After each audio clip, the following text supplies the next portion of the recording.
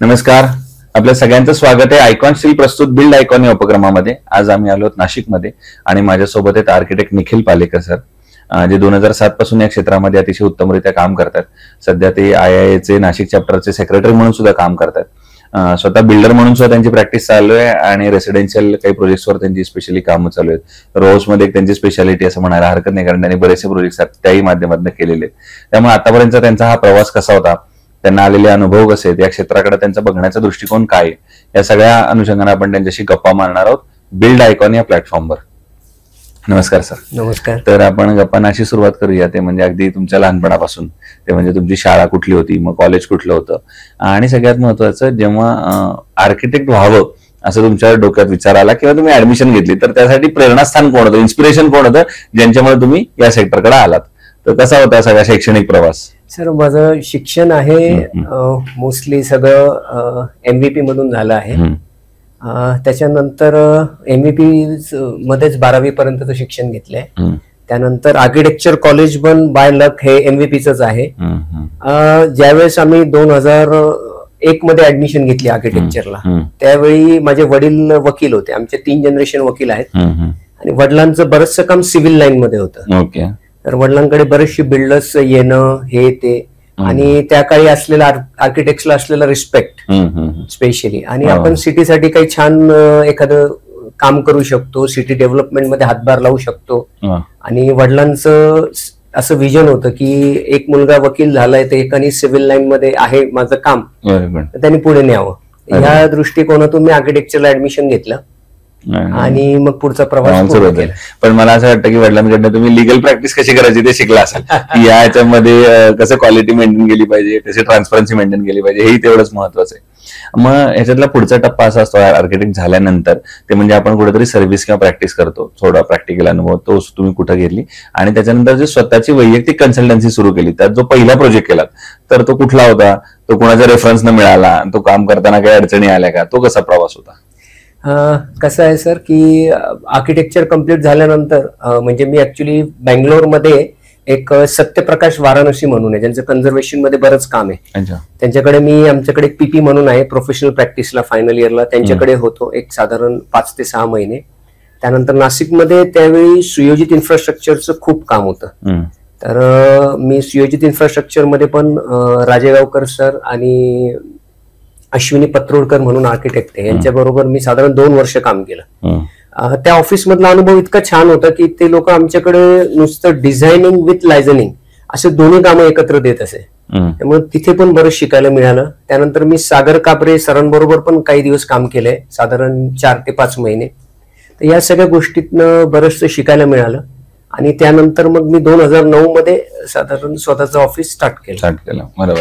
मग त्यातला पहिला प्रोजेक्ट कुठला होता जेव्हा स्वतःचा? ऍक्च्युली आम्ही 2 प्रोजेक्ट ऍट अ टाइम केले. एक म्हणजे मंदिराचं काम होतं, जे आपल्या समोरची कॉलनी आहे, मी राहायला इथे कल्पना नगर मध्ये होतो कॉलेज रोडला, त्याच्या समोरचं एक मंदिराचं काम होतं, मारुती मंदिराचं काम.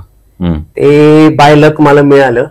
योगायोगाने माझी वाईफ पण आर्किटेक्ट आहे. आम्ही दोघांनी मिळून तो प्रोजेक्ट, आणि इथे गोविंदनगर मध्ये एक रौंदळ म्हणून आहे, त्यांचा बंगला केला होता. तो पण बंगला बराच मोठा होता, साधारण 4,500 स्क्वेअर फीटचा बंगला होता. बरोबर. तर हे दोन्ही प्रोजेक्ट आम्ही ऍट अ टाइम केले, आणि बंगल्याचा अनुभव खूप छान होता, आणि एक मंदिराचा अनुभव पण एक वेगळा अनुभव आपल्याला मिळाला. बरोबर. मग आता या क्षेत्रातल्या काही प्रश्नांकडे येऊया. त्यातला पहिला महत्वाचा प्रश्न म्हणजे जेव्हा एखादा आर्किटेक्ट चांगले डिझाईन्स बनवतो, पण जेव्हा ते एक्झिक्यूट करण्याची वेळ येते, तेव्हा कदाचित एक अनस्किल्ड लेबर असतो, ते जे एक्झिक्यूट करत असतो, तर त्या लेबरकडनं काम करून घेणे एक वेगळं स्किल आहे. तर तो तुमचा अनुभव कसा आहे, आणि लेबर मॅनेजमेंट बद्दल काय सांगाल मग तुम्ही? बाय लक मला असं बऱ्याच ठिकाणून कॉम्प्लिमेंट देतात लोक की तुम्ही लेबरकडनं बरोबर काम कसं करून घेतात, हे आम्हाला पण सांगावं. पण नाउअडेज ऍक्च्युली आता तर खूप इश्यू झाले sir, so many constructions are going on. आणि लोकांचं काय होतं, लेबरचं कसं आहे की तुम्ही मला हे देत असाल ठीक आहे, नाही देत I will go to another site. पण ह्या सगळ्यामध्ये स्किल लेबरचा अभाव पूर्णपणे म्हणजे आहेच. तुम्हाला स्किल लेबर मिळणं खूप महत्वाचं आहे, आणि त्याच्याही पलीकडे तुमचं स्वतःचं एज्युकेशन, तुमचा अनुभव आणि काम करणारा लेबर, याच्या सगळ्या गोष्टींची सांगड घालून तुम्ही ते एक्झिक्यूट करणं, हे सगळ्यात महत्वाचं आपलं काम आहे. बरोबर. दुसरं एक आर्किटेक्ट म्हणून प्लॅन या स्टेजचं महत्व काय, आणि दुसरी गोष्ट म्हणजे प्लॅन या स्टेजवर तुम्ही कसं काम करता? खूपच छान प्रश्न विचारला सर. सगळ्यात महत्वाचं, नाशिकमध्ये आर्किटेक्ट्स कडनं काम करण्याचा ओघ बऱ्याच लोकांचा आहे, बट बरेचसे जण विदाऊट आर्किटेक्ट लोकांकडनं पण काम करून घेतात. But what I will suggest you की आम्ही साधारण 5 वर्ष फक्त प्लॅनिंग महत्वाचं गोष्ट शिकलोय. तर तुम्ही आर्किटेक्ट कडून ज्यावेळेस प्लॅन कराल तर तुम्ही ह्या सगळ्या गोष्टी म्हणजे तुमच्या requirements, light ventilation, planning, FSI consumption, everything या सगळ्या गोष्टी तुम्हाला आर्किटेक्ट कडनं मिळू शकतात. तर माझं तर प्रत्येकाला सजेशन आहे की तुम्ही आवर्जून आर्किटेक्ट कडनं प्लॅनिंग करायचा प्रयत्न करायला हवा.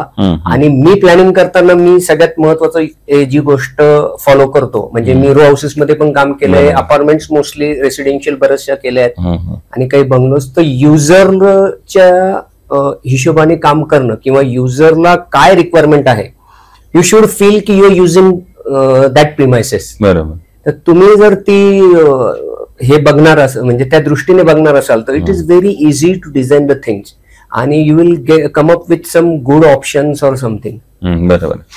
मग त्याच अनुषंगाने पुढचा प्रश्न आहे, जेव्हा एखादा आर्किटेक्ट चांगली क्रिएटिव्हिटी करून प्लॅन करतो, जेव्हा एक्झिक्युशनची वेळ येते तर तेव्हा एक थोडासा अडचण येते, ती म्हणजे बजेटची, कस्टमरच्या बजेटची. सो बजेट आणि क्वालिटी आणि क्रिएटिव्हिटी या तिन्हीचं बॅलन्स मग तुम्ही कसं करता? सर खूपच म्हणजे आजचा तुम्ही म्हणा कोर प्रश्न आहे. काय होतं सर, आम्ही रेसिडेन्शियल प्रॅक्टिसही करतो. जे बिल्डर येतात ते सांगतात सर लोकांचे अफोर्डेबल आपल्याला फ्लॅट्स बनवायचे आणि ऍज अ समजा आपण काही ज्या काही स्कीम केल्या असतील त्याच्यात सुद्धा कस्टमर येतात, सर खूप छान आहे, लाईट व्हेंटिलेशन छान आहे, तुमची प्लॅनिंग छान आहे, पण आमचं बजेट एवढं आहे.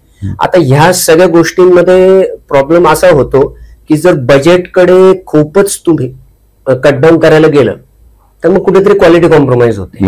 तर बिंग आर्किटेक्ट किंवा आपण 5 वर्ष शिकल्यानंतरचा आपला अनुभव, साधारण 20 वर्षांचा बिल्डिंग मधला अनुभव, या सगळ्याचा ताळमेळ करून लोकांना जे पाहिजे ते मिनिमम बजेटमध्ये कसं देता येईल हा आपण प्रत्येकाने प्रयत्न केला पाहिजे. आणि मी काय करतो सर, क्लायंटला विचारतो तुमचं बजेट किती. उदाहरणार्थ टाईल घ्यायची तुम्हाला, तर तुमचं साधारण बजेट काय रेंज मधलं असावं आणि मग त्याच्यातलं सिलेक्शन आम्ही करतो. बट हा चान्स आम्हाला द्या बिंग आर्किटेक्ट किंवा बिंग डिझायनर. तुमच्या बजेटला धक्का न लावता त्याच्यात सिलेक्शन जर आम्ही केलं तर तुमचं प्रॉडक्ट ऑटोमॅटिकली छान दिसणार आहे. त्यामुळे तुम्ही नक्कीच आर्किटेक्टला विचारून काम करावं असं मी सगळ्यांना आवर्जून सांगेन. दुसरा आता एक थोडा वेगळा प्रश्न आहे, तो आहे नाशिक जिल्ह्याच्या विकासाच्या विजनच्या संदर्भातला. एक आर्किटेक्ट म्हणून काय मग तुम्हाला एक वेगळी दृष्टी असते आणि दिसत असतं आपण असं म्हणतो, तर मग पुढच्या 15-20 वर्षातलं नाशिक कसं दिसतंय तुम्हाला आणि त्यासाठी प्रशासनानं काय केलं पाहिजे, आता कुठल्या सेक्टरवर काम केलं पाहिजे असं तुम्हाला वाटतं? सर जर आत्ताच आपण बघितलं तर मी आता समजा इथे येतानाच गंगापूर रोडून आलो तर साधारण एक 20 मिनिटं गोविंदनगरला यायला लागतात. तर traffic planning is lagging somewhere. म्हणजे ट्रॅफिकचा इश्यू सध्या इतका महत्वाचा आहे, त्याच्यासाठी प्रशासनाने आता 1 महिन्यापूर्वीच डिक्लेअर केले की we are working on AI signals. म्हणजे ज्या लेन मधले व्हेकलचा नंबर जास्त असेल त्याप्रमाणे सिग्नलचे तुमचे कट ऑफ राहतील. तर this is a very good initiative आणि असं केल्याने बरेचसे ट्रॅफिकचे इश्यू सॉल्व्ह होऊ शकतात. त्यानंतर आपली एअर कनेक्टिव्हिटी जी आहे ती पण बऱ्यापैकी छान झाली आहे. फक्त तिथे जाईपर्यंतचा आपला प्रवास जर रोड्स वगैरे थोडे बेटर झाले तर ते एक चांगलं होऊन जाईल. बाकी Nashik is blessed with very good weather आणि मुबलक पाणी, त्यामुळे नाशिकचा विकास हा पुढच्या 15 वर्षात खरोखरच चांगला होऊ शकतो. Provided the connectivity, road connectivity, traffic management या गोष्टी जर चांगल्या झाल्या तर surely will come up with some good city. नक्कीच. आतापर्यंत काम केलेल्या प्रोजेक्ट मध्ये एखादा आयकॉनिक प्रोजेक्ट सांगू शकाल का जो कायम दिल के करीब आहे आणि त्याची स्पेशालिटी काय? आपण जे सुरुवातीचे 2 प्रोजेक्ट म्हटले ते पण म्हणता येऊ शकतात की जे दिल के करीब आहे. आणि एक मी गंगापूर रोडला पंपिंग स्टेशनच्या पाठीमागे एक अपार्टमेंट केली होती, 1 floor 1 flat. That is in 2011 मध्ये. तर त्यावेळेस मी पासआउट होऊन, ठीक आहे भले 4-5 वर्ष झाले, पण त्यावेळेस सगळ्यांकडे खूप म्हणजे नाशिकमध्ये खूप काम असं नव्हतं. तर त्यावेळेला ते दोघं बिल्डर आले, एक मालपुरे आणि पवार म्हणून, आणि दे ट्रस्टेड मी अलॉट. त्यांनी सांगितलं की सर तुम्ही हे करा, आम्हाला ओव्हरऑल तुमच्याकडे बघून असं किंवा तुमचे कामं बघून वाटतंय की तुम्ही हे छान कराल. तर बाय लक आम्ही रात्री डिस्कशनला बसलो, तर कधी कधी डिनर नंतरही बसायचो, रात्री 10:30-11. But I actually enjoyed the journey of that planning of that apartment, आणि त्यांनी पण एन्जॉय केलं. आणि ती बिल्डिंग आज खूपच छानरित्या उभी आहे. त्याच्यातले सगळे कस्टमर्स, सगळे एव्हरीवन इज हॅपी. आणि असा एखादा प्रोजेक्ट जो काम करताना काहीतरी अडचणी आल्या, आव्हानं आली, आणि त्या आव्हानावर तुम्ही कशी मात केलीत, त्याच्यावर सोल्युशन प्रॉब्लेमवर कसं काढलं? म्हणजे मग may be black cotton soil असेल, कधी लेबर, कधी टेक्नॉलॉजी, किंवा कुठली वेदरची कंडिशन कुठली अशी, तर तसा एखादा प्रसंग? सर आम्ही रो हाऊसेसचे काम केलंय. मी बरंच काम मोतीवाला कॉलेजचे इथे काही रो हाऊसेस केलेत, काही क्लायंटचे पण केलेत.